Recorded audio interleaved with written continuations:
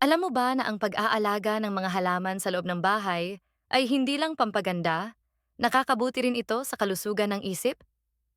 Ipinapakita ng mga pag-aaral na nakababawas ito ng stress, nagpapababa ng blood pressure, at nagpapaganda ng mood.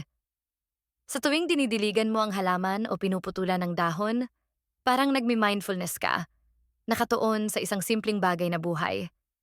Isa itong tahimik at nakaka-relax na gawain. At kapag nakita mong lumalago ang mga halaman mo, nagbibigay ito ng kasiyahan at sense of achievement. Mapasucculent man o peace lily, ang indoor gardening ay nagbibigay ng kalikasan sa iyong tahanan at kapayapaan sa iyong isipan.